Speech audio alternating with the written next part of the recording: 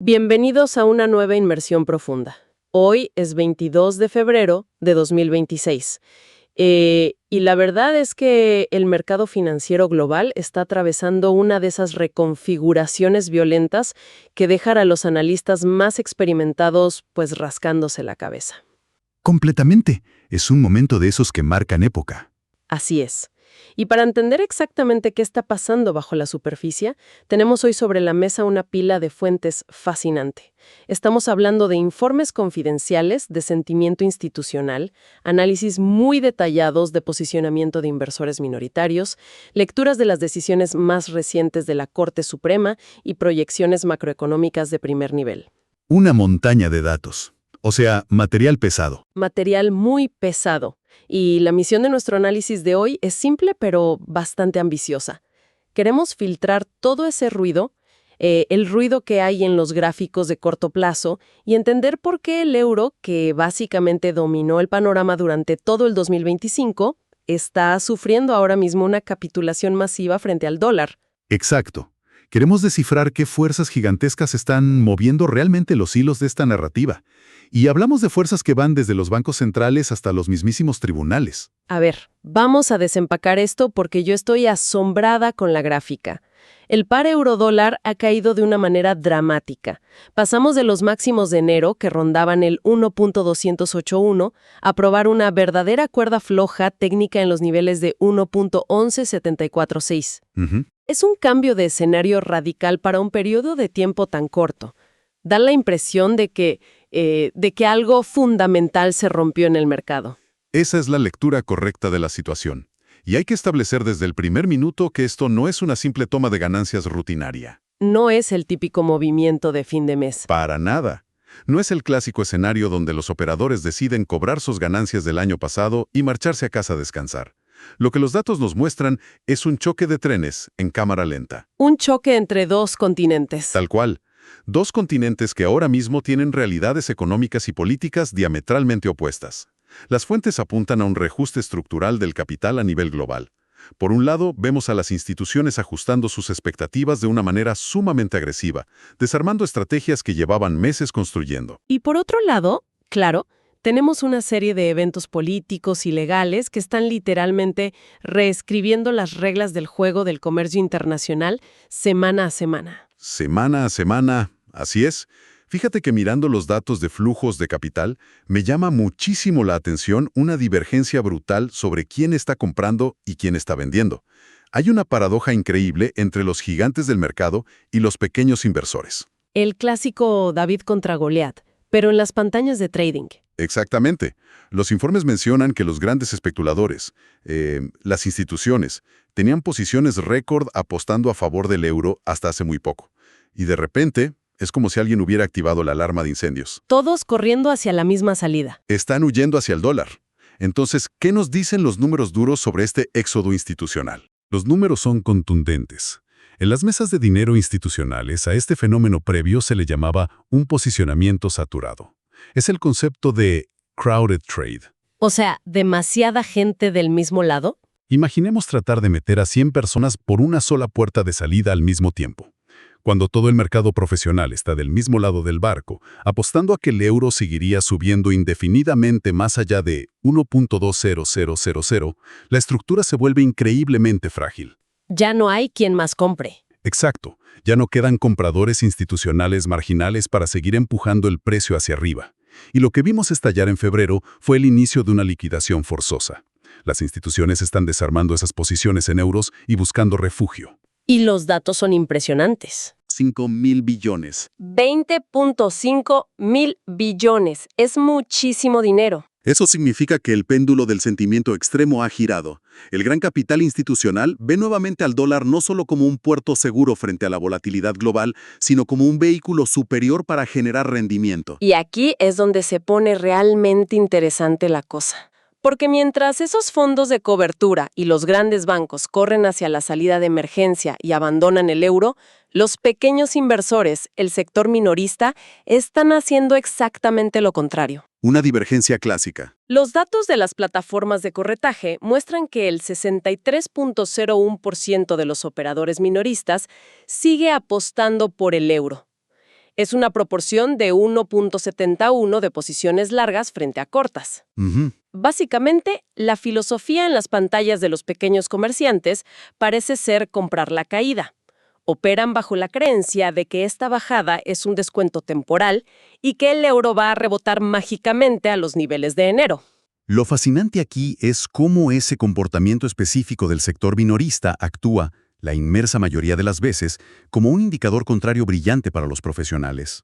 Claro, cuando ven que el minorista compra, ellos venden. Sí, cuando una abrumadora mayoría de pequeños inversores insiste en comprar un activo que no deja de caer, las instituciones huelen sangre.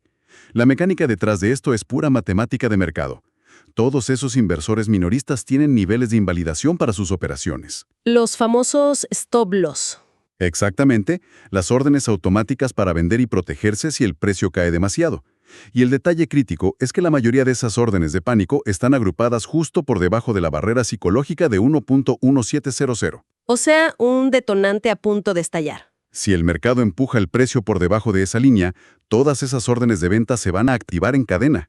Eso generaría una avalancha bajista masiva, lo que llamamos una cascada de liquidación. Que aceleraría la caída del euro de forma muy abrupta. Muy abrupta, sin importar si hay noticias ese día o no.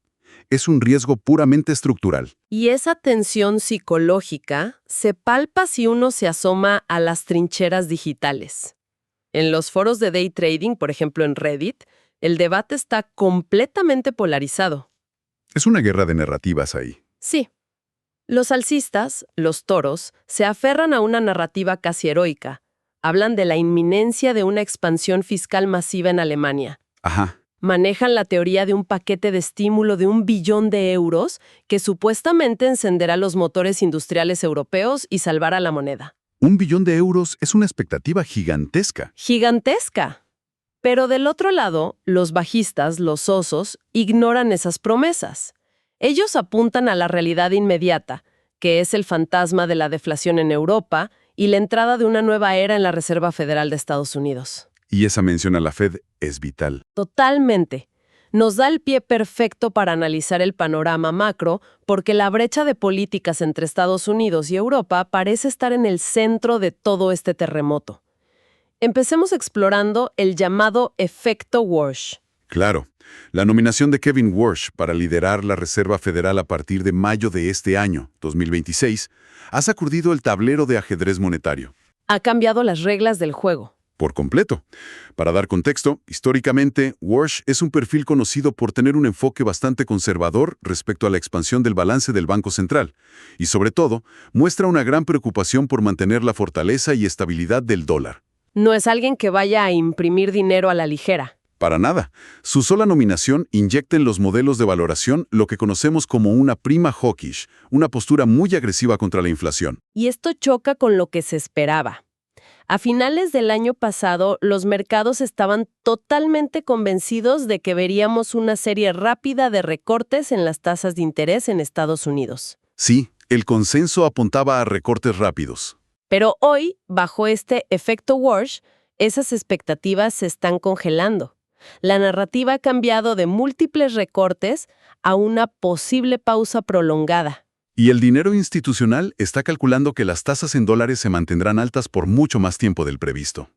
Y esos cálculos no se basan solo en la reputación de un individuo, ojo. Se basan en los datos crudos de la economía estadounidense que respaldan esa postura conservadora. Los datos son el ancla aquí. Así es.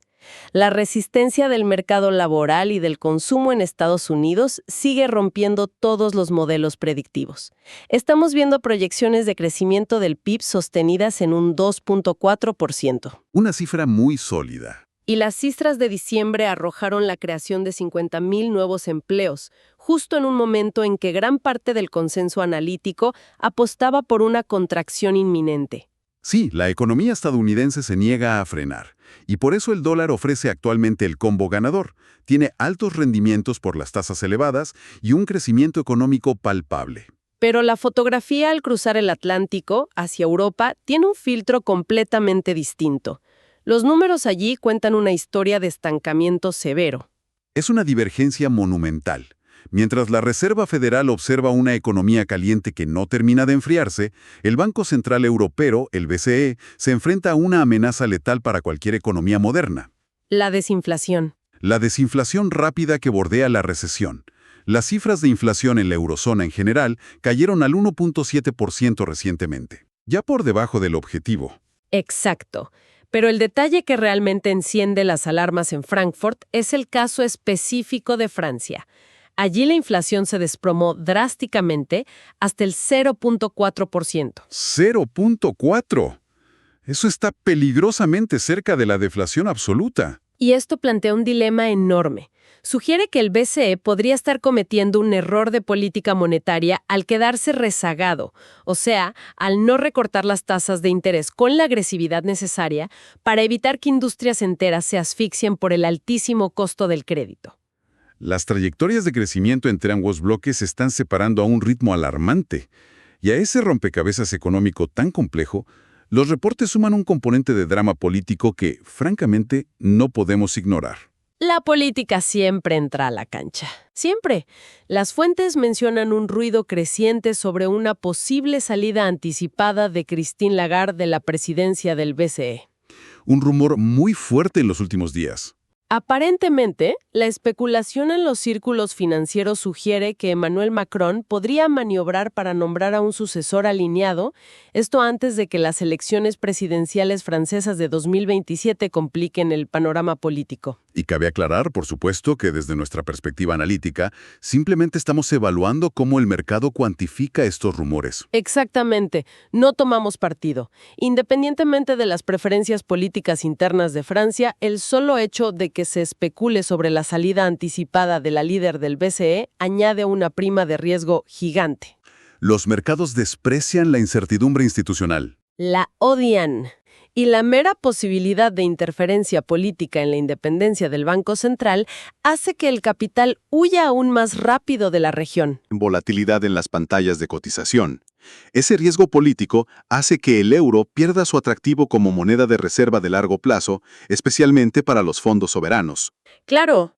Y si bien Europa tiene sus propios fantasmas políticos internos, el mercado también está reaccionando a las ondas de choque políticas que emanan desde Washington, específicamente desde el ámbito judicial que está alterando las proyecciones comerciales globales. Ese evento judicial es fundamental para entender la volatilidad de esta semana. Me refiero al 20 de febrero, cuando presenciamos un fallo monumental. Un verdadero terremoto legal. Así es, la Corte Suprema de Estados Unidos intervino directamente en la política comercial al anular los aranceles que la administración Trump había implementado utilizando la ley IPA. Y para dar un poco de contexto rápido sobre esto. Por favor. La IPA es la Ley de Poderes Económicos de Emergencia Internacional.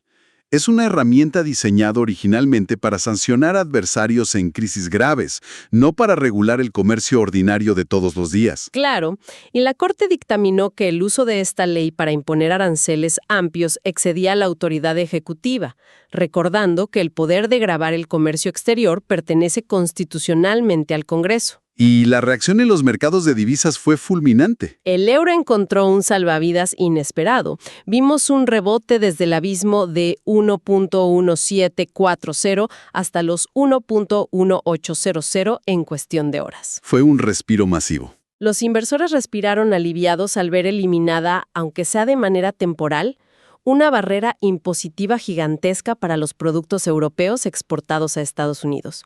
Pero si conectamos esto con el panorama general, nos damos cuenta de que ese rebote del euro a 1.1800 tiene bases muy frágiles. Muy de cristal. Las mesas de dinero saben que la guerra comercial no termina en los tribunales. Toda la atención del mundo financiero y corporativo está ahora enfocada en el 24 de febrero. El discurso del Estado de la Unión. Exactamente. Quienes manejan grandes carteras de inversión mantienen una postura extremadamente defensiva a la espera de este evento. La pregunta central es, ¿cómo responderá la administración a este bloqueo de la Corte Suprema? Y las fuentes indican que hay opciones sobre la mesa. Existe una alta probabilidad de que se anuncien nuevos planes arancelarios utilizando rutas legales alternativas. Como la sección 232. Exacto, la sección 232, que es una disposición que permite imponer aranceles argumentando motivos de seguridad nacional. Lo cual es un terreno mucho más difícil de desafiar en las Cortes. Definitivamente. Y además de los aranceles, el mercado estará atento a cualquier presión sobre el Congreso para que apruebe el masivo paquete de recortes fiscales corporativos. El famoso Big Beautiful Bull, como lo han bautizado en los medios. Así le dicen. Y nuevamente, evaluándolo fríamente desde la mecánica del mercado, esto tiene un impacto directo. Cualquier nuevo arancel actúa como un impuesto que reduce la oferta de dólares en el exterior. Y a su vez un recorte fiscal masivo atrae capital hacia Wall Street.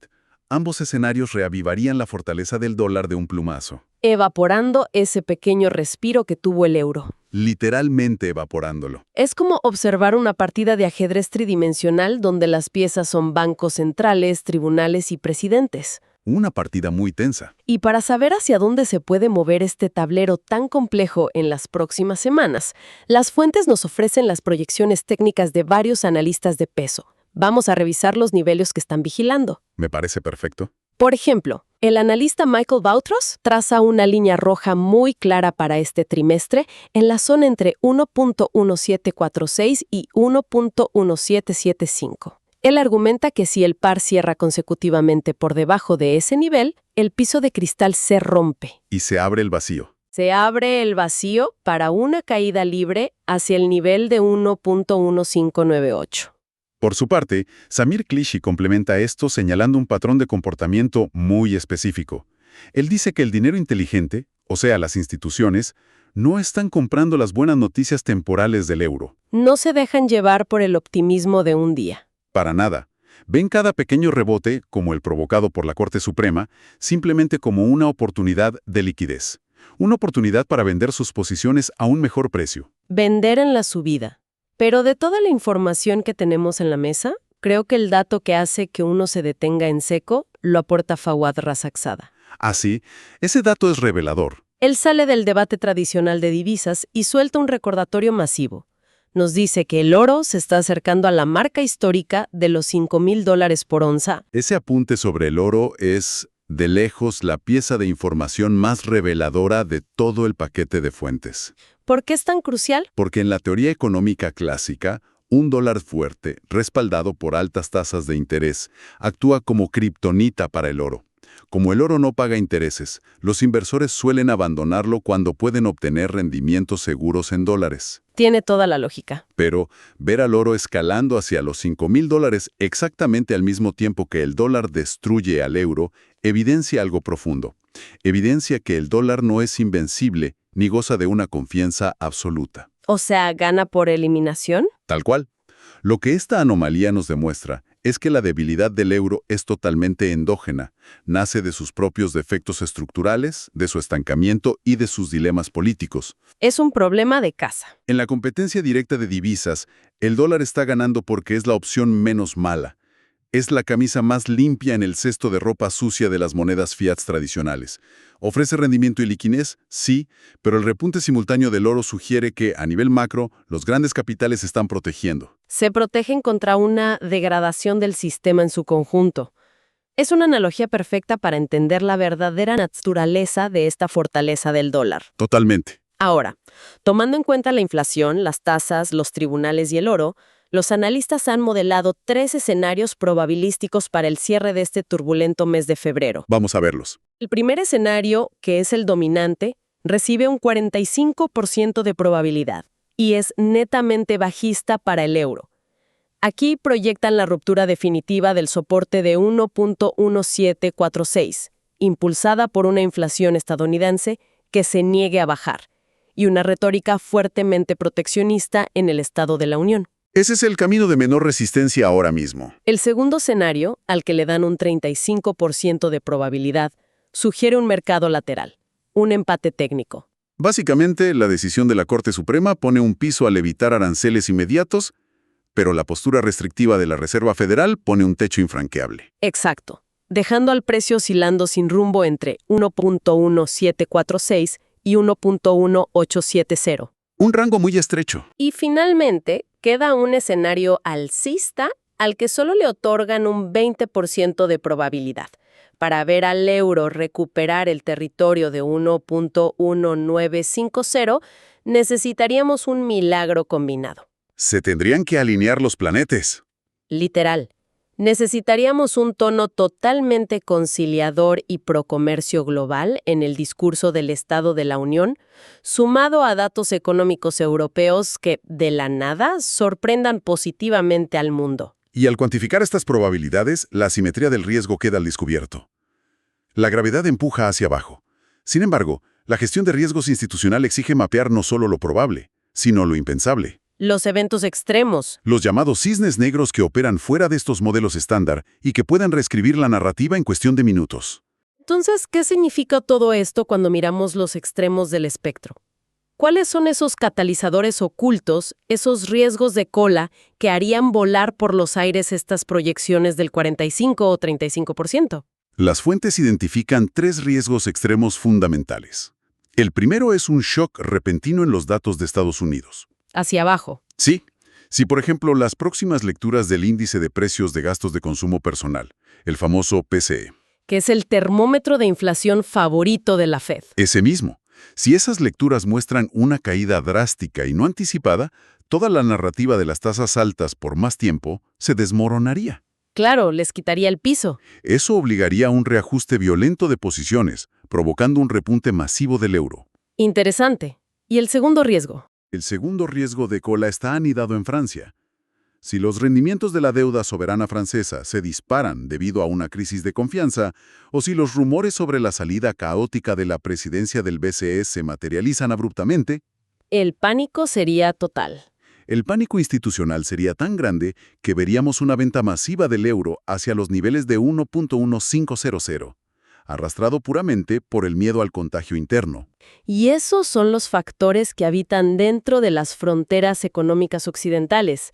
Pero el tercer factor nos lleva directamente al tablero geopolítico de Medio Oriente, ¿correcto? Así es. El tercer catalizador de riesgo extremo es una escalada repentina del conflicto en Irán. Un tema súper delicado. Un evento militar que provoque el bloqueo del estrecho de Hormuz, que es un cuello de botella por el que transita una fracción gigantesca del comercio mundial de crudo, enviaría los precios de la energía a la estratosfera. Y la mecánica de esto es letal para el par euro-dólar. Absolutamente letal. El dólar se fortalecería inmediatamente al ser el refugio seguro por excelencia y la moneda con la que se compra la energía. Mientras que Europa sufre. Mientras que la economía de la eurozona, que es altamente dependiente de la importación de combustibles fósiles, sufriría un choque de costos industriales paralizante.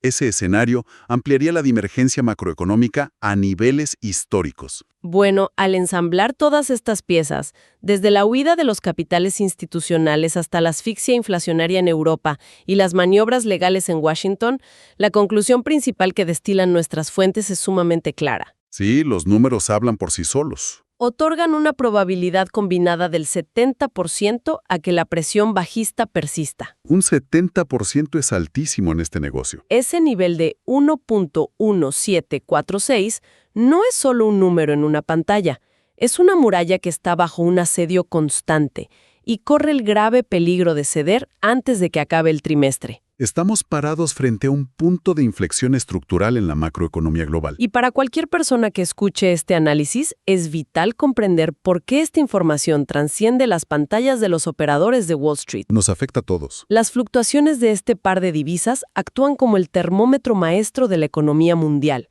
Cuando el euro pierde tanto terreno frente al dólar, impacta directamente en los márgenes de ganancia de las corporaciones multinacionales. Y encarece de golpe el costo real de las importaciones tecnológicas y energéticas para millones de empresas. Redefiniendo las rutas del comercio transatlántico. En última instancia, esta guerra silenciosa de divisas termina dictando el costo de vida y los niveles de inflación que llegan al consumidor final. Y esto nos plantea una pregunta importante. Quizás la reflexión más profunda que nos deja este análisis. A ver. A lo largo de la revisión, tocamos ese dato anómalo que actúa como una alarma en la distancia. El oro rondando los $5,000. Sí, el gran elefante en la habitación. Si el dólar está aplastando al euro apoyado en sus rendimientos atractivos y en un crecimiento aparentemente sólido, pero simultáneamente, el oro, un activo que no genera intereses, está alcanzando valoraciones históricas de esta magnitud. ¿Qué nos dice esto sobre la fe real de las instituciones en el sistema monetario fiat? Es una paradoja tremenda. Acciones políticas extremas, rumores sobre su independencia y luchas contra inflaciones completamente divergentes, la verdadera incógnita surge sola. ¿Y cuál sería esa incógnita? Estamos presenciando simplemente el clásico ajuste cíclico de valor entre dos monedas tradicionales que compiten por el dominio comercial. ¿O es este el síntoma temprano de una fractura mayor? ¡Qué fuerte! Es posible que el gran capital institucional esté perdiendo silenciosamente la fe en las promesas del papel moneda emitido por gobiernos, buscando el resguardo definitivo en activos tangibles e inmanipulables. ¡Qué manera de dimensionar el problema! Estoy totalmente convencida de que es una interrogante gigantesca que definitivamente nos obliga a mirar esos gráficos diarios con otros ojos. Es que cambia la perspectiva por completo. La historia de fondo podría no tratarse simplemente de averiguar qué moneda gana la carrera de este año, sino de observar qué sucede cuando los cimientos de la confianza en el dinero mismo comienzan a agrietarse. Una reflexión para llevarse a casa. Con esa tremenda reflexión haciendo eco, damos por terminada nuestra inmersión profunda de hoy. La invitación queda sobre la mesa para la audiencia, para que sigan cuestionando las narrativas oficiales del mercado, escarbando debajo de los titulares de noticias Y analizando los datos por ustedes mismos. y sobre todo prestando mucha atención a esas piezas anómalas del rompecabezas como el precio del oro, que a simple vista parecen contradecir la lógica tradicional. Ha sido un análisis fascinante. Hasta la próxima.